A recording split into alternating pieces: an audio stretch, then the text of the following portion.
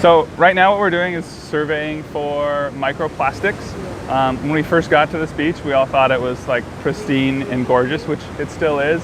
But when we took a closer look and really getting down here and sampling, even just looking at the surface of the sand, there's a ton of little microplastics, things, fragments, even little fibers. And what we have the most of so far are these little pellets of plastic.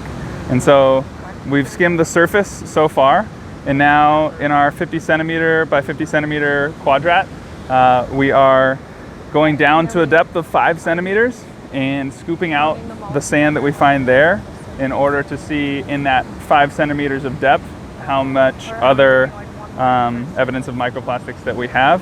And then we're going to sort it on our mat here and record the data. Okay. So to help us, we're going to scoop the sand from there into our 1 millimeter sieve, because we're looking at microplastics today that are between 1 and 5 millimeters in diameter. And you can already see that looks like a fragment to me right off the bat. We'll see. That looks pretty good. So we got a lot of organic looking matter in there, but when you look closely, we'll find some microplastics.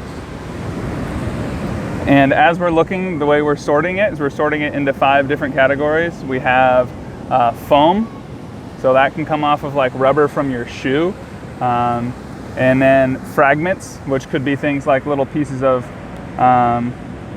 anything really. Plastic's so ubiquitous that it's everywhere. And then fibers.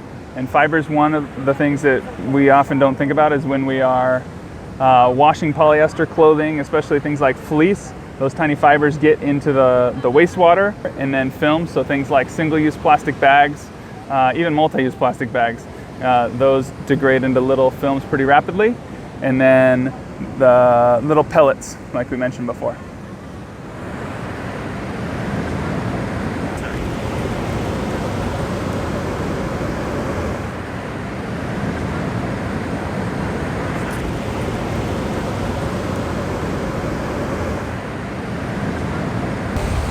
They are usually shocked, I would say, because often they were not expecting to find what they're finding. Especially, I think Jonathan was saying that also, well, it looked like a pristine beach.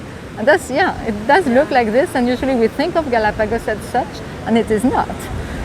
So we can see that there is almost no place in the world is escaping this global issue. So, and that's also, that's what, just seeing it with the students here, the local people, even themselves, often say, well, I've come so many times to the beach. I never thought it was those fragments. I never thought it was those pellets. So I just thought it was sands or shells. Yeah. So I got really interested in it and was so shocked about it. Wanted to find out more about it and maybe hopefully get involved in it too. Yeah.